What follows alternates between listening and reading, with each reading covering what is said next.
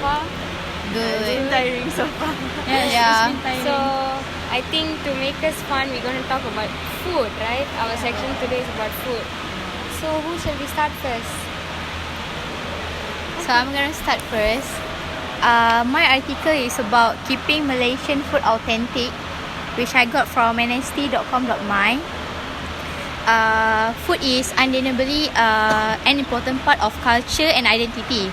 We get to know the country better based on its people through the food they cook and they eat, right? So the writer mentioned that he went travel around the world, for example like Cambodia and Paris, and he went to French restaurant and eat some food there, and he said he become more informed about the country to the food because their food are unique and special. Food is also our link to our country, and there's a lot of Malaysian out there in overseas still cook the traditional dishes and even brought the local paste because they can find ingredient out there, right? While we see the effort of some nation and their national in trying to preserve their traditional dishes, it is contrary here in Malaysia. Lately, some people introduce cheese in our traditional dishes. For example, I've seen in news about siput sedut, which is the sea snails. They been cooked, put some melted cheese on it, and it is ridiculous because people usually cook it with chilies and also coconut milk, right? Yeah. It is a Malaysian dishes. Then it is obviously ridiculous, and people be talking about it, and it's a lot of food that people put some cheese on, right? Then the writer said it is really important to preserve our heritage by not diluting it with others people, because food is also like culture that people need to be respect with the food, right? So this recipe that have been brought from generation to generation, and if we lose it, then what make our food Malaysian, isn't it? So true enough, if we didn't protect the authenticity of our food, we can no longer use food to define us as Malaysian, and the traditional dishes that make us unique will be lost forever. So I think the article is like encouraging because we need to keep our Malaysian food authentic. I think that's all. Your article is just similar like mine, but my article is about nasi lemak, and my article is about nasi lemak, once a farmer's meal, now Malaysia's favourite. And I took this article from New Straits Times. It was written by Aida Ahmad, and it was published 19 November. So nasi lemak may be the darling of every Malaysian who loves local food, right? And I think mostly nasi lemak is the best dishes for our breakfast. The best meal for our breakfast. It just started as a humble or national dish with only sambal, slice of cucumber, hard-boiled egg, and roasted groundnuts. Yes, right. Yes. Okay. So it is most actually commonly wrapped in a banana leaf. But now it just served only on the plate. So it has evolved into an industry and tourism commodity. As we know, many nasi lemak vendors included variation of fried chicken, rendang, right, lamb beef, or prawn curry, and even kangkong as well. They put kangkong in nasi lemak.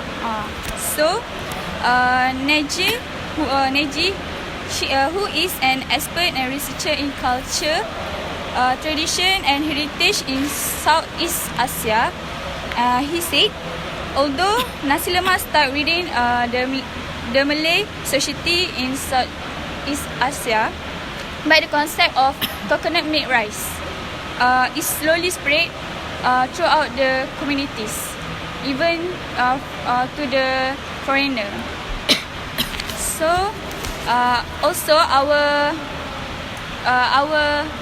previous Prime Minister, who is Najib, said, based on his interview with elderly people, they said back in the day the villagers will eat nasi lemak as their breakfast before they heading out to the field, because the nasi lemak consists of all food groups such as carbohydrates, oils, protein, because they contain sambal as oil, right? And protein from egg. And now nasi lemak is popular menu or dish to eat, not even for breakfast. It's only served for every meal. Like now, it's served for maybe for dinner, and even it is served in MACD as well, right? So my article, this is my article. This is my article is about. So I think my article is the best article, because we should put nasi lemak in our nasi lemak article in our news to spread about the information. So that's all from me. I think your article is very interesting, and of course we all love nasi lemak, so yeah. But my article, on the other hand, talks about the dangers of a certain chemical that may be present in your food. So according to the Sun.com, with its headline, junk food wrappers leach toxic chemicals into your body and could leave you infertile. So basically, what this article talks about is the eating takeaways like burgers or pizzas in a box.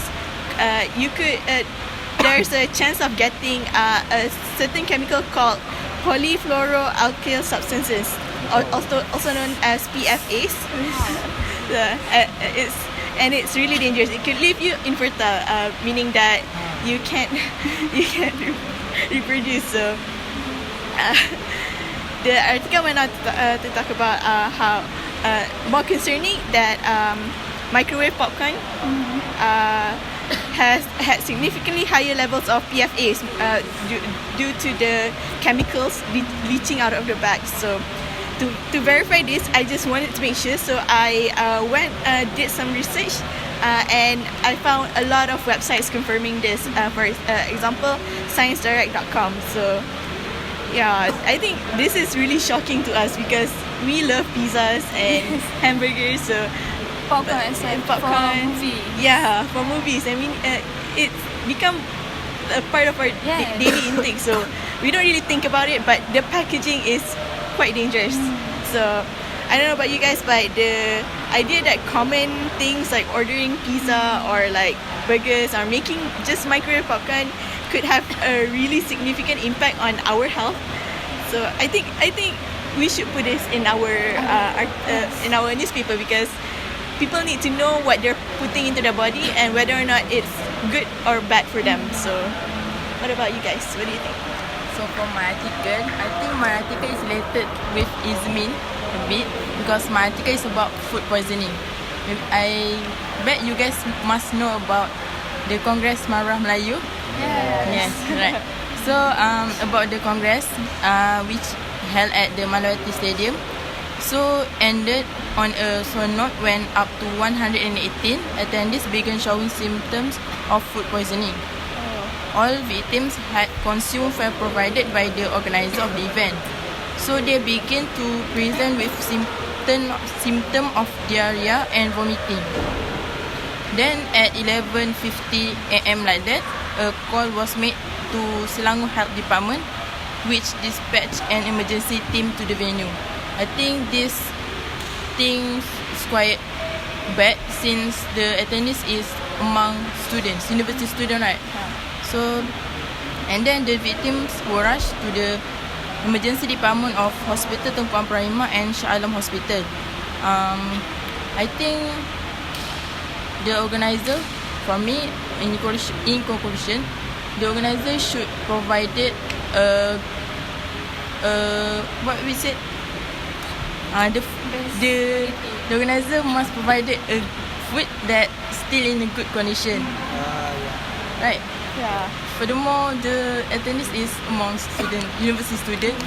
So I think most of them cannot go to class the next day because of yes. So I think that's all for my article. Yeah, I think that was a great article. Yeah.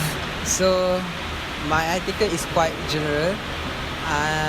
So basically we consume foods, beverage, but what's about the ingredient?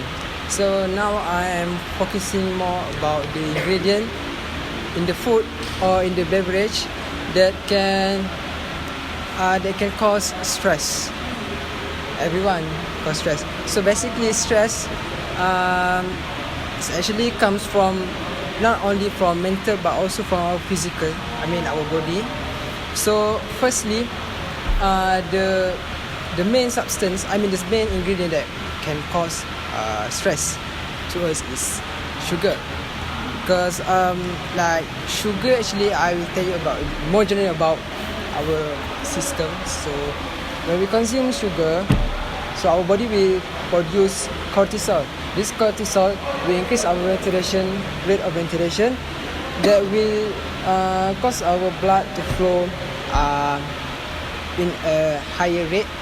Thus it makes us becomes anxiety. Thus from anxiety can cause stress.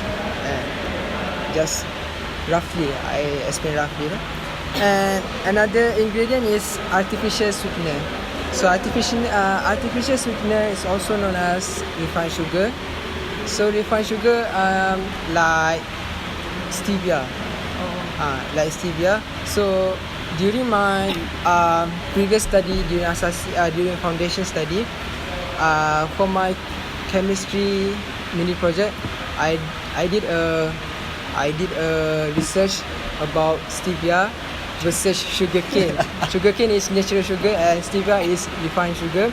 So we make a comparison, and thus the conclusion we can conclude that refined sugar, which is the stevia, gives more to disadvantage compared to advantage. Alright. The third ingredient is processed carbohydrate. Actually, in our food, processed carbohydrate can be used in many things, like in the fast food. It tastes good in our mouth, but not to our body. Yeah. Okay. Let's say we are hungry. Our body is hungry. Then we consume the processed carbohydrate. But in the processed carbohydrate doesn't contain the nutrition our body needs. Thus, we feel full, but actually, literally, our body doesn't. So that's why from the physically, it will affect and send a signal to our brain, and thus to our emotion that can cause stress. Alright. So the last one is alcohol. Actually, alcohol is quite good for our body, but not Quite good. Yes. Yes. Because like you can see that in the West, people who are stressed tend to go to the bar and take a few shots of vodka or But there wine. are like, there are side effects such as addiction. Yeah. That- But excess of alcohol is not good. Excess of alcohol is not good. It can cause addiction, and when you comes to addiction, it causes your body to become stressed. And actually, alcohol also contains in foods, like in fermented food like kimchi, in tapai. So basically, before you study or you doing something like really important, or you want to present something, I suggest you to avoid from consuming this alcoholic substance. So I think that's all from me. How about you, Daus? How about me? Wet. Okay, my article is about Pizza Hut delivering round boxes of pizzas for just one day. So my article, pizza are popular fast food, right? And generally everyone like pizzas. As we know, pizza have a round shape. Yeah. Has a round shape. and has always come in square boxes. It's not fitting. But now Pizza Hut is testing new round pizza boxes that that look like spaceship. You know spaceship? On Wednesday today at a restaurant in Phoenix, Arizona. But it's just for today. No. The company announced in a press release that it will be testing this special round box for a few reasons. One, a round box obviously fits more to a round pizza. Yeah.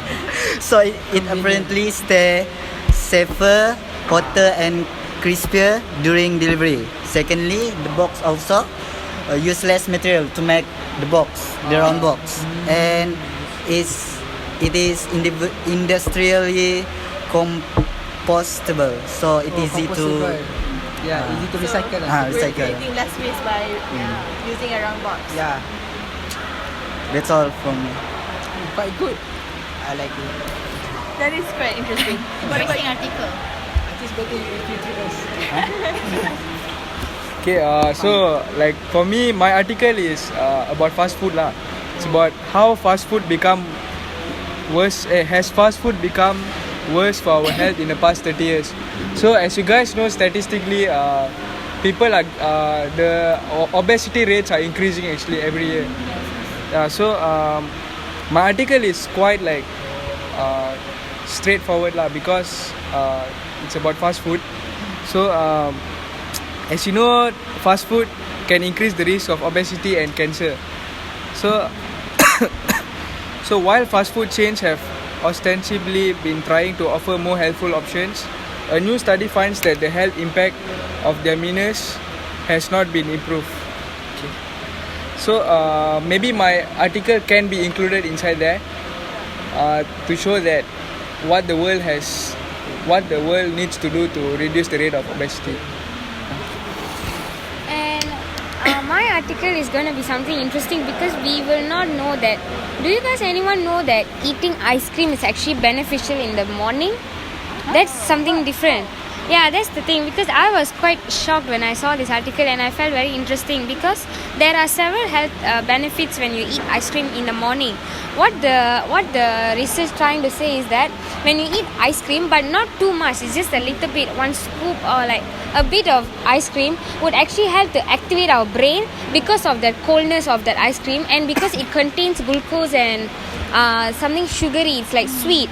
So that will actually help our brain to be activated. And there is a research being done where people who actually ate ice cream in the morning and not ate ice cream in the morning, throughout the day, the activities, people who ate ice cream did better than people who did not do ice cream, basically with related to mind work and things. But there is a experiment where they took ice cream and also ice water in the morning, like cold water, cold drinks, but the effect is almost same, but people who eat ice cream is more better because of the glucose level. Ice cream contains more glucose level. But another thing is because we may be in a sad mood or moody in the morning, so if we eat ice cream, definitely we'll feel better because it triggers our hormone, happy hormones when you eat ice cream. So that's the beneficial of eating ice cream in the morning. And last thing was that we have to be careful that not to eat too much, because there is a possibility of causing diabetes. But if you take in a little amount, or if you're going for a presentation or any meeting, if you take that will be helpful. That's the article I'm going to talk about. That is very interesting. Yeah. That's very interesting. So who's the article you're going to choose? So, what do you guys think? Which article should we put in our newspaper? I think Dao's article is Advice are very About interesting. Pizza Hut. Yeah. About the box. Yeah, because the packaging is important Yes, in creating less And waste. I think it should be applied in Malaysia Yeah. to maintain the hotness of the pizza. Oh wow. And what about the second article? Second article. I think we should choose Malik. Yeah. Yeah. I think it's very informative to people. So I think It's about people can make better food choices. So Yeah. I think that is all. That's all from us. Thank you. Okay, bye.